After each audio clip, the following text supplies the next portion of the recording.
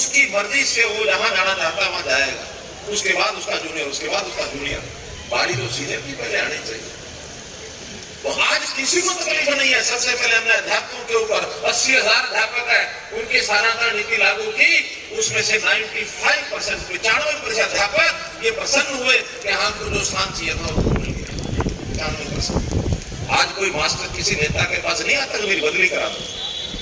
और अब तो हमने लगभग 80% क्लास 3 और 4 उनकी नौकरियां तो सबकी ऑनलाइन होती है। क्लास 1 वो हमें देख के लगाने पड़ते हैं, इसका व्यवहार कैसा है। वो वैसे भी थोड़े होते हैं संख्या में। अब ये पॉलिसी BCSP पर लागू नहीं हो सकती, ये SDM और तहसीलदार पर लागू नहीं हो सकती। उनको देखना पड़ता है कौन आदमी कैसा है, उसको कहाँ भेजेंगे तो कोई काम करेगा नहीं करेगा, क्योंकि गड़बड़े बहुत है वहां भी। उन गड़बड़ों को ठीक करने के लिए हमने एक और बात कही थी, 0 टॉलरेंस फॉर करप्शन। भ्रष्टाचार नहीं सहन करेंगे। अब लोग कहते हैं, आरोप लगाते हैं कि भ्रष्टाचार होता है। मेरा मानना है कि भ्रष्टाचार खत्म 0 तो कभी हुआ नहीं है। टॉलरेंस हमारी 0 है, लेकिन 0 भ्रष्टाचार हो जाएगा ये हमने कभी नहीं कहा। भ्रष्टाचार चल रहा है, लेकिन पहले वो हमने अंतर कितना है। अंतर ये है, पहले भ्रष्टाचार को भ्रष्टाचार कह के तो उजागर करता ही नहीं था। क्यों? उजागर करने वाले भी भ्रष्टाचार ही करते थे, नीचे भी भ्रष्टाचार, ऊपर भी भ्रष्टाचार, उजागर कौन करेगा। एक कहावत होती है ना, वो चोर चोर, जोर से बोलो, ये सब चलता था, यही चलता था। लेकिन आज मैं गारंटी से कह सकता हूं कि हमारी सरकार का कोई व्यक्ति ना भ्रष्टाचार किया है ना करेगा, करेगा तो उसी दिन फ्री हो जाएगा, उसी दिन बाहर हो जाएगा। इसलिए आज हम भ्रष्टाचारियों को पकड़ने में हमको कामयाबी मिल रही है। हमारा वैसा नहीं है कि कोई बुराई को देखो और उसको कालीन के नीचे, दरी के नीचे दबा दो ताकि कोई देखे नहीं। हम जो गंदगी है उसको उभारते हैं, गंदगी को निकालते हैं, उसको दूर करते हैं। शरीर में अगर थोड़ा हो जाए ठीक ना हो तो उसका ऑपरेशन करना पड़ता है, उसको दबा के रखेंगे तो शरीर को खत्म करेगा। ये भ्रष्टाचार रूपी ये जो कैंसर है, इसको दूर करने के लिए किसी की बलि चढ़ानी पड़ेगी, चढ़ा देंगे। हमने HCS, IAS, IPS इनके खिलाफ भी कार्रवाई की और जिनकी चार्जशीट रूल 7 में थी उन सबको कहा कि फील्ड में मत रखो, इनको चंडीगढ़ बैठाओ, जब तक इनका फैसला नहीं हो जाता तब तक हम फील्ड में नहीं भेजेंगे। और ऐसे 21 लोग थे जिनको फील्ड से निकाल के चंडीगढ़ बैठा दिया। पहले जो फाइनल रोक लेते थे कि कहीं कोई फैसला ना हो जाए, आज वही लगे हुए हैं जल्दी फैसला करो, जल्दी फैसला करो, और उसमें से आधे फैसला करा के फील्ड में आ चुके हैं। तो बहुत खेल चलते हैं भ्रष्टाचार को करने वाले एक एक करके। अब हम सिस्टम बना रहे हैं, ऊपर से नीचे सिस्टम, ऑनलाइन सिस्टम करेंगे। अब आपको किसी क्लर्क के पास हर काम के लिए नहीं जाना पड़ेगा।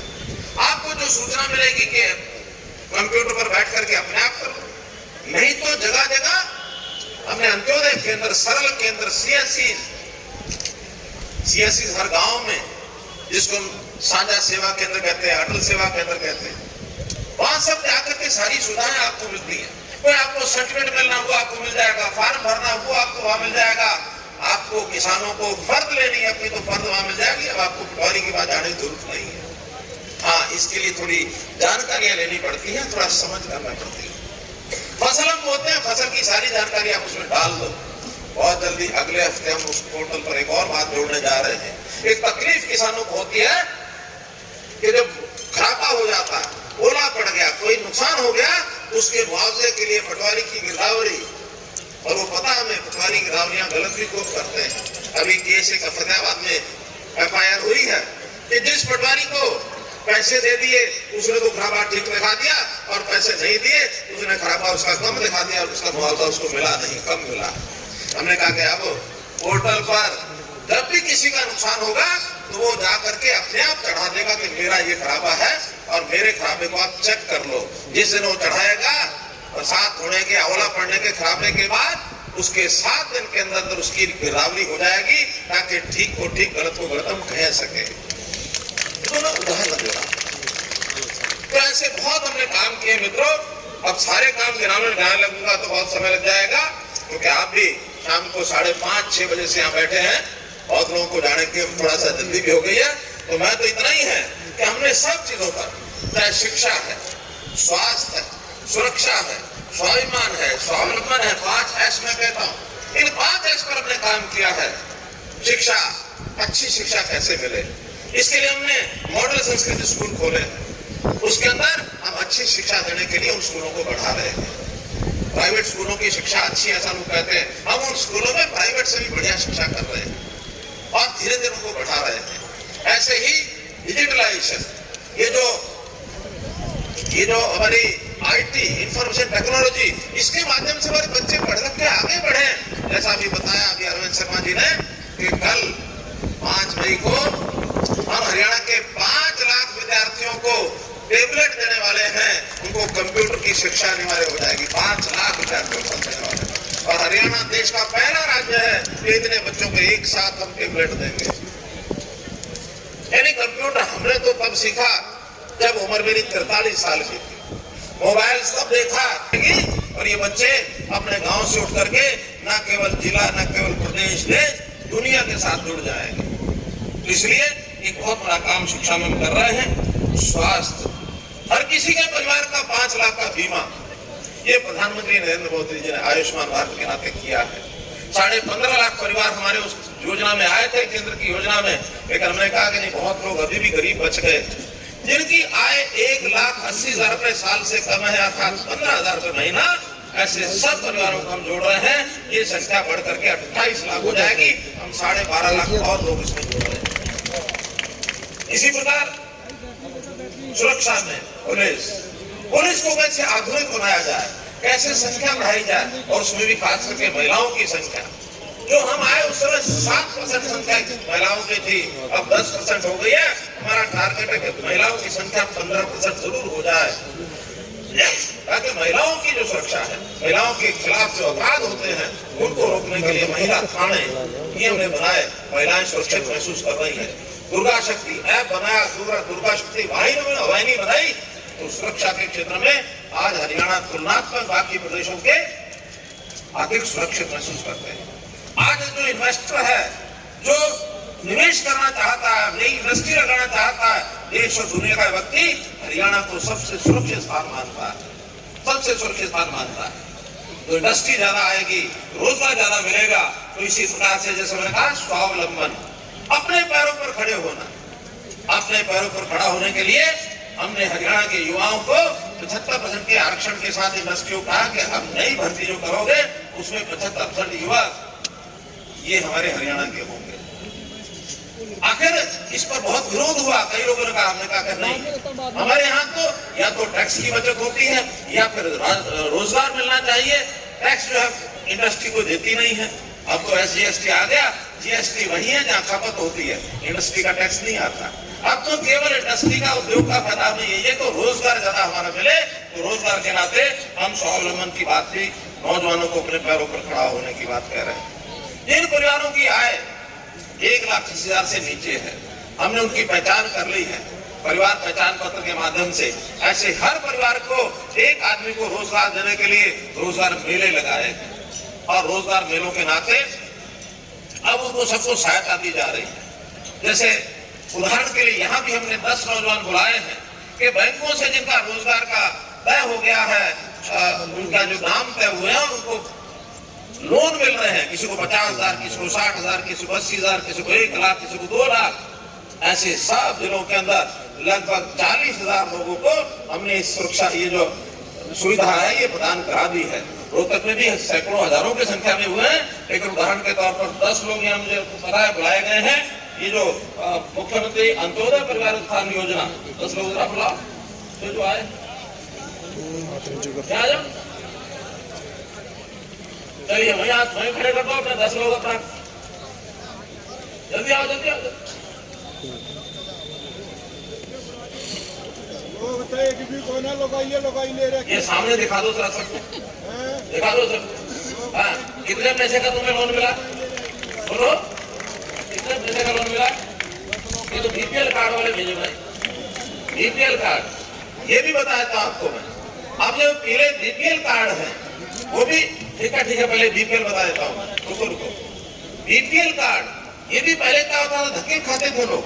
और धक्के खाने के बाद भी उनका पीला कार्ड बनता नहीं था। हमने कहा नहीं, जिनकी आय 1,80,000 से कम है, हमने वेरीफाई कर लिया है, उनको घर बैठे कार्ड मिलेगा। अब धक्के खाने की जरूरत नहीं है, कहीं इस कार्ड को लेने के लिए जाना पड़ा नहीं ना, अपने आप बढ़ते आगे। ऐसे हजारों लोग, हमने लगभग 23,000 कार्ड ये नए बनाए हैं और 1 लाख लोगों के कार्ड ये बनने हैं। ऐसे परिवारों को कार्ड अपने आप मिलेगा। चलिए, ऐसे जो दूसरा ग्रुप में बता रहा था, अंत्योदय, मुख्यमंत्री अंत्योदय परिवार उत्थान योजना, ये रुक जाओ,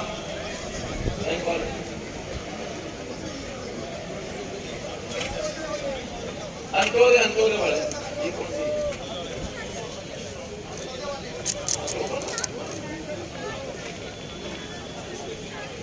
हाँ। इन सबके परिवार को अपना काम करने के लिए अपने पैसे दिलाए हैं। कितना लोन मिला तुम्हें? 2 लाख रुपए। क्या करेंगे? ब्यूटी पार्लर की दुकान करेंगे। आपको कितना मिला? 1,60,000। क्या करेंगे? खरीदेंगे, 2 भैंस आ जाएंगे। अभी किसी को भैंस है, कोई ब्यूटी पार्लर की दुकान बना रहा है, कोई अपने पहले काम को बढ़ा रहा है। ऐसे लगभग 40,000 लोगों को हम लोन की व्यवस्था कराई है। ये भी हमारा टारगेट 1 लाख परिवारों का है। घर बैठे लोगों को बुलाएंगे कि आओ, आपको काम की जरूरत है, काम करो। सरकारी नौकरी सबको नहीं मिलेगी, सरकारी नौकरी सबको नहीं मिलेगी, क्योंकि सरकारी नौकरी तो कुल मिलाकर हमारी साल भर में 10-15 हजार होंगी। और ये लोग जिनको काम चाहिए, हर साल 2 लाख लोगों को चाहिए।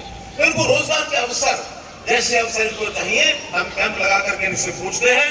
इसी प्रकार old age pension, old age pension, अब ओल्ड एज पेंशन का भी हमने कहा कि उसके अंदर जो 60 वर्ष का हो गया, उसकी डेट हमने लिखी हुई है, उसको अब कहीं चक्कर काटने की जरूरत नहीं है। जिस दिन 60 साल का होने वाला होगा, 1 महीने पहले जाएंगे, उसका एक साइन करा के ले आएंगे और उसको घर बैठे ओल्ड एज पेंशन मिलेगी। आपको कहीं जाना पड़ा? कहीं नहीं जाना पड़ा, घर बैठे हो गए। कितने साल की उम्र है? 65 हो गई। 5 साल क्यों नहीं बनी? ऐसे नहीं बढ़ पाई, चक्कर काटते। हाँ, आपने ऐसे ही बढ़ गई, आपकी घर बैठे बढ़ गई। अब ये लोग जो 60 साल के हो रहे हैं, उनको हमने क्योंकि वेरिफिकेशन कर लिया। पहले तो लोग क्या करते थे, उम्र का सर्टिफिकेट चाहिए, डेट ऑफ बर्थ का सर्टिफिकेट नहीं है। अब हर एक की चेक कर ली अपने उम्र, जिनके कोई डॉक्यूमेंट थे ठीक, नहीं तो डॉक्टरों से करा के वेरीफाई और उनको चढ़ा दिया, ताकि अब किसी को ये चक्कर नहीं काटना पड़ेगा मेरी उम्र क्या है। अब तो जाति प्रमाण पत्र भी, जाति प्रमाण पत्र भी अब किसी को चक्कर नहीं काटने पड़ेंगे। सबके जाति प्रमाण पत्र एक बार जिसका बन गया, वो हमेशा के लिए लिखा गया। जब चाहो ले लो, नहीं तो ऑफिस वाला अपने आप निकाल लेगा कि ये परिवार पहचान पत्र के हिसाब से ये किसका है जाति प्रमाण पत्र, वो उस हिसाब से कर लेगा। तो इसलिए मित्रों, इन चीजों का बहुत लाभ हो रहा है। तो हम स्वावलंबन के नाते, पैरों पर खड़ा होने के नाते ये सारी योजनाएं बना रहे हैं। अंतिम बात बता रहा हूं, वो स्वाभिमान। स्वाभिमान माने हम इज्जत से जिए, हमको अपमानित कोई ना करे। हम अपने पैरों पर खड़े होंगे तो स्वाभिमानी बनेंगे, हमको अपने आप के ऊपर गौरव और गर्व होगा। हम जनता को उनके पैरों पर खड़ा होने के लिए सारी सहायता करते हैं। वो कमाए, कमा करके अपने परिवार को चलाएं। इसको हम कहते हैं stand up policy. Modi ji ने स्टैंड अप पॉलिसी बनाई, लेकिन दुर्भाग्यपूर्ण स्थिति आ गई कि अब एक नेता ऐसे आ गए हैं जो कहते भाई स्टैंड अप पॉलिसी नहीं, मैं तो सिट डाउन पॉलिसी बनाऊंगा। सिट डाउन पॉलिसी क्या है कि तुम बैठे रहो, कुछ मत करो, मैं तुम्हें मुफ्त देता रहूंगा। ये मुफ्त ले लो, ये मुफ्त ले लो, ये मुफ्त ले लो। क्या स्टैंड अप पॉलिसी जो अपने पैरों पर खड़ा होने के लिए कमाई का काम करे, वो पॉलिसी ठीक है? या किसी को बैठा दो और बैठा के खिलाओ, ये ठीक है? बोलो, स्टैंड अप पॉलिसी के जो हक में है वो जरा हाथ खड़े कर दो। और जिनको लगता है कि नहीं नहीं, हमको कुछ ना करना पड़े, हमें घर बैठे बैठे खिला दो, ऐसा जो चाहते हैं वो तेरे हाथ खड़ा करो। ऐसा कोई अपने आप को पता लगता है हमको इन चीजों से सावधान करना। ये आपको बहकाने के लिए कुछ लोग आएंगे, हम आपको ये मुहत देंगे, ये मुहत देंगे, ये मुहत देंगे। अरे भाई, हमें अपने पैरों पर खड़ा करने के लिए हमारी पढ़ाई करा दो, हमारा हुनर विकास करा दो, स्किल डेवलपमेंट करा दो, हमको काम करने के लिए कोई लोन दिलवा दो, हमको सरकारी सहायता दिलानी है तो कोई ग्रांट दिलवा दो, कोई सब्सिडी दिलवा दो, ताकि हम अपना काम कर सके। अगर खाली घर बैठ करके पैसे लोकर खाओगे तो इसका मतलब है कि गलत आदतों में आगे बढ़ने के लिए आपके दिमाग में चीजें आएंगी। हम अच्छे समाज के लोग हैं, इन चीजों को जरूर आपने को ध्यान करना है। खेती के लिए जो बातें आई वो भी हमने बहुत सारी की हैं। किसानों के हित में हम जो इतने काम कर रहे हैं, उनको जो उनका नुकसान होता है उसकी भरपाई कैसे हो, उसको मूल्य एमएसपी कैसे मिले। 11 फसलें 14 फसलें एमएसपी पर खरीद रहे हैं। हम जो घाटा पड़ता है भावांतर भरपाई योजना से उसका लाभ दे रहे हैं। हम एक एक किसान की संभाल कर रहे हैं। इसी प्रकार से हम पानी की जो किल्लत ना हो, सारे प्रदेश में पानी की किल्लत समय समय हो जाती है, और वो इसलिए होती है कि उस काम ने लोगों को बताया नहीं कि पानी ठीक यूज करो, कम से कम यूज करो। ये सारी व्यवस्थाएं हम दे रहे हैं। हम रसोई की चिंता कर रहे हैं, और रसोई की चिंता में भी आखिर महिलाओं को बहुत परेशानी रसोई में आती है। जब वो धुएं से उनकी आंखें खराब होती थी, मोदी जी ने कहा कि नहीं, हर रसोई के अंदर गैस का सिलेंडर पहुंचाओ, हर रसोई में पानी का नल पहुंचाओ। तो ये हमने उनके लिए, उनकी रसोई की व्यवस्था ठीक हो जाए, ऐसी सुविधाजनक तरीके हमने की है। हमने विकास के कामों में भी कमी नहीं छोड़ी है। अब मेरे पास आज लिस्ट तो लगभग ऐसे काम, कम से कम 117 काम ऐसे हैं जो मैं बता सकता हूँ रोहतक जिले में हमने किए हैं। लगभग 450 करोड़ रुपया पिछले सालों में हमने यहाँ खर्च किया है। लेकिन जब भी आते हैं हर बार स्वाभाविक है कि कुछ कामों के बारे में हमको बताया जाता है। अब मैं आपको वो विषय बताता हूँ, क्योंकि हमारे मनीष ग्रोवर जी, इन्होंने भी रोहतक के लिए बहुत काम भेजे, मनमोहन जी ने भी भेजे, गढ़ी सांपला से हमारे सतीश नांदल जी ने भेजे, शमशेर खरकड़ा जी ने मैं विधानसभा में भेजे, रामकुमार वाल्मीकि और रामकुमार जी हमारे वाल्मीकि और हमारे रमेश भाटिया जी ने कलानौर के काम भेजे। आम जनता भी काम भेजती है, उसको भी हम देखते हैं। हमने पोर्टल बना दिया है, ग्राम दर्शन पोर्टल। कोई भी किसी गांव का नागरिक नगर दर्शन में शहर का नागरिक अपने शहर की या गांव की डिमांड रखता है तो हम उसको भी एक बार अध्ययन कराने के बाद काम ठीक हो तो करा देते हैं। जरूरी कि नेता ही देंगे तब काम होंगे, कोई नागरिक भी काम देगा, उस काम को भी हम करने के लिए तैयार हैं। जो सब मिला करके यहाँ की लगभग 250 काम हमको पूरे जिले के मिले थे। अब 250 काम अगर मैं पढ़ने लग जाऊंगा तो मित्रों 250 मिनट में 4 घंटे लग जाते हैं। इसलिए उनको मैं मिला जुला करके सारी बातें कहूंगा। डिटेल डिप्टी कमिश्नर को भेज देंगे, तो ये सब नेता डिप्टी कमिश्नर जाके पूछ लेंगे कि कौन कौन से काम हमारे, पूछ लेंगे कि कौन कौन से काम हमारे हो गए, कौन से नहीं हुए। मोटे तौर पर जो योजनाएं हमने पास की हैं उसके अंदर एक तो मार्केटिंग बोर्ड की सड़कें हैं। ये सड़कें कुल 18 सड़कें हैं, 12.5 करोड़ रुपए की, ये हमने मंजूर कर दी है। इतनी सड़कों का काम हमारे पास आया था। अब आप क्यों सारी बात बोल रहे हो, तो बाकी नाल हो जाएंगे। ऐसे ही सेक्टर्स, ये जो HSVP जिसको हुड्डा के नाम से हम जानते थे, हरियाणा शहरी विकास प्राधिकरण, इसके भी कुल मिलाकर के जो काम है, ये काम है 16 काम है। इन 16 कामों पर भी कुल 38 करोड़ रुपया ये मंजूर जो है कर दिया है, जिसमें सेक्टरों की सड़कें हैं और सेक्टरों में 1-2 सेक्टर में पानी की व्यवस्था है। ज्यादातर सड़कों का काम है ये हमने कर दिया है।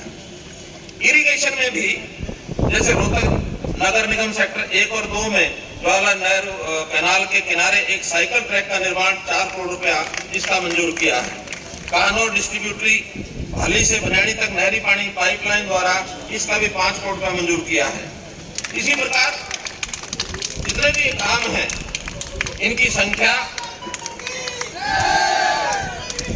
12 काम ये है। इन 12 कामों का भी 45 करोड़ रुपया ये हमने मंजूर कर दिया है। पब्लिक हेल्थ के लिए खास करके ये जो सीवरेज कहीं टूटा है, कहीं बूस्टर स्टेशन लगाना है, कहीं उसकी मरम्मत का काम है, मैन होल का काम है, रोहतक नगर निगम के ज्यादातर काम है इसमें। कलानौर शहर के भी इसमें काम है। पीने के पानी की बात है, नहर से वाटर वर्क्स लोहे का पाइपलाइन बिछाकर करने का है, तो ये भी 32.5 करोड़ रुपया इन कामों के लिए ये भी मंजूर कर दिया है। पीडब्ल्यूडी की सड़कें, ये सड़कें काफी हैं, कुल 24 सड़कें हैं, गढ़ी सांपला की, कलानौर की, रोहतक की और महम की। इसमें भी ज्यादा महम की है, महम सड़कों के नाते से तेज है। इनके 24 कामों का 94 करोड़ रुपया ये भी मंजूर कर दिया है।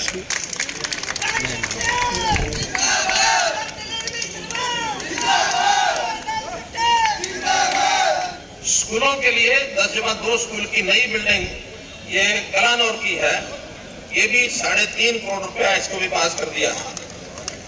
कुलताना की नई बिल्डिंग स्कूल की, इसको भी पास किया है। अब इसमें बड़ी जो घोषणा है वो है रोहतक शहर के जो सरकारी कार्यालय है, जैसे यहाँ की कोर्ट कचहरी है, जैसे यहाँ पर जो ट्रेजरी का ऑफिस है, या जो कारपोरेशन की अपनी बिल्डिंग है, ऐसे कुल मिलाकर 8-10 बड़े शहर। यहाँ के लोगों की डिमांड थी कि शहर के अंदर भीड़ भड़का बहुत हो गया, कोर्ट कचहरी में भी लगभग 20-22 हजार लोग रोजाना आते हैं, पार्किंग के लिए स्कूटर खड़े करने के लिए जगह नहीं मिलती है, तो क्या इन सबका शिफ्ट करके बाहर ले जाना ठीक रहेगा? मैंने बहुत लोगों से सलाह परामर्श किया, तो ध्यान में आया कि हाँ, इनको सबको बाहर एक स्थान पर ले जाएंगे, तो जो रोहतक से सुनारिया को सड़क जो जाती है, उस सुनारिया की सड़क के ऊपर 64 एकड़ जमीन ये हमारे नगर निगम की है। उस 64 एकड़ जगह पर ये सारे ऑफिस जो है ये वहां शिफ्ट किए जाएंगे। ये सब ऑफिस जितने हैं, ताकि शहर के अंदर एक ट्रैफिक का जाम ना हो, जगह खुली हो जाए, तो सरकारी ऑफिस, कुछ इसमें सरकारी फ्लैट भी हैं, वो सब उन स्थानों पर बनाएंगे और लगभग 250 करोड़ रुपया उसके ऊपर खर्च आएगा। वो 250 करोड़ रुपया भी मंजूर किया जाता है। कुछ गांव के और छोटे छोटे पंचायतों के काम हैं। हमने पंचायतों के और नगर पालिकाओं के, नगर निगम के कामों के लिए अब हरियाणा सरकार उसमें कोई हस्तक्षेप नहीं करेगा। हम तो केवल अपने बजट का 7% पैसा शहरों में और गांव में बांट के दे देंगे। और फिर हमने कहा कि पंचायतों के काम पंचायत कराओ, जिला परिषद अपने काम कराए, पंचायत समिति अपने कराए, नगर पालिका, नगर परिषद और नगर निगम ये भी अपने अपने काम सब कराएं। हम तो साल में एक बार पैसा देंगे, उस पैसे के बाद जितने काम है वहां सारे करा लो, क्योंकि छोटे छोटे काम, गली है, नाली है, पंप लगाना, ये करना, अब 1-1 करोड़ का या 50-50 लाख का या 10-10, 20-20 लाख के काम ये लोकल हमारी, ये भी तो गवर्नमेंट है, आखिरी गवर्नमेंट अपने आप कराएगी।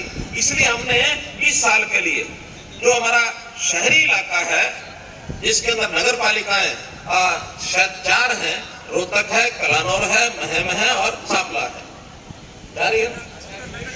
हाँ, तो नगर निगम हो गया, वही 4 हो गई ना। हाँ, तो चारों को मिला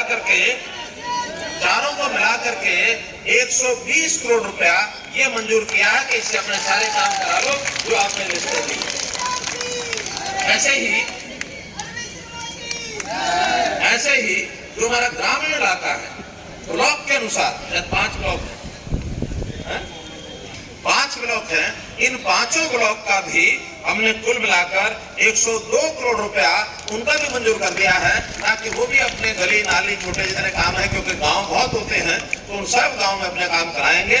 लेकिन यहीं तक नहीं रुकेंगे, काम कराते रहें। जब इनका ये पैसा खत्म हो जाए, हमने थोड़ा सा बचा के रखा है, जिस जिले का खत्म होगा उनको भी देंगे। इसलिए पैसे की चिंता मत करना, पैसे की चिंता मत करना। आखिर काम आप लाओ, चाहे आधी रात को लाओगे तब भी उसको हम कराएंगे, इसलिए उसकी हमको कोई ज्यादा चिंता नहीं है। अब एक बात और जो इसमें मुझे बतानी है, आपको कहनी है, हमारे पंचायत विभाग के मंत्री देवेंद्र बबली जी यहाँ बैठे हैं, उन्होंने अपने भाषण में शायद बता भी दिया है, फिर भी अच्छा एक समाचार ये है कि हमारे जो नगर पालिकाओं के, कुछ नगर पालिकाएं लगभग 54 हैं, नगर परिषद और नगर पालिकाएं, और ऐसे ही पंचायतों के ये चुनाव कोर्ट के द्वारा रुक गए थे। छोटी छोटी बात को लेकर अड़ंगा डाल देते हैं कई बार कोर्ट वाले, लेकिन आज 4 मई को पंचायती राज चुनाव के लिए कोर्ट ने कह दिया कि ये आप चुनाव करा लो, इसलिए वो वहां का झंझट खत्म हो गया। बहुत जल्दी अब ये पंचायतों के चुनाव करा देंगे। हो सकता है अगले हफ्ते तक नगर पालिका, नगर परिषद जो चुनाव रुके हुए हैं वो भी अगले हफ्ते तक क्लियर हो जाएगा। तो वो चुनाव भी जैसे होंगे उसको भी घोषणा करेंगे। दोनों प्रकार के चुनाव थोड़ा 10-5 दिन आगे पीछे हो जाएंगे। तो इसलिए ये जो सारे रुके हुए चुनाव हैं ये भी हम जून के महीने में, जुलाई के महीने में सारे के सारे करा देंगे, ऐसा आपको मैं विश्वास दिलाता हूं। आपने कितनी शांति से और ये सब बातें सुनी हैं। मैं कुल मिलाकर इन मांगों का एक घोषणा और रह गई है, एक घोषणा और रह गई है। इस प्रांगण में हम बैठे हैं, इस प्रांगण की भी कुछ डिमांड्स ये हमारे पास आई हैं। वो डिमांड्स अलग से मैंने लिखी हैं। इसके अंदर एक तो इन्होंने डिमांड की है हॉटलाइन बिजली लगातार यहाँ मिलनी चाहिए। उसके लिए डिपार्टमेंट ने 13 लाख रुपए का खर्च बताया है। वो 13 लाख रुपए का खर्च भी इनका सरकार की तरफ से जमा करा दिया जाएगा। दूसरा, जो सैलरी है, सैलरी की जो एड हम देते हैं वो किन्हीं कारणों से पिछले 2 महीने से रुकी हुई है। वो सैलरी की जो एड है ये तुरंत 2 महीने की भी जारी होगी, आगे की भी लगातार जारी होती रहेगी। ऐसे ही एक लॉ कॉलेज यहाँ बना है, उसकी एनओसी रुकी हुई है। डिपार्टमेंट से मैंने बात की है, वो भी 2-4 दिन में ही एनओसी की, जो लॉ कॉलेज की एनओसी है वो भी आपको ये तुरंत मिल जाएगी। अब छोटे छोटे कुछ और काम हैं जो सरकार नहीं, संस्थाएं अपने आप कराती हैं। तो संस्था को क्योंकि पैसों की भी जरूरत होती है, इसलिए 51 लाख रुपए की मैं जाट कॉलेज के लिए घोषणा करता हूँ। 51 लाख रुपया अपने फंड में से वो भी इनको दिया जाएगा। इस नाते से ये सारे काम जो बताए गए हैं ये हमने आपको बता दिए, ये सब किए हैं। आपका बहुत बहुत धन्यवाद, बहुत बहुत आभार।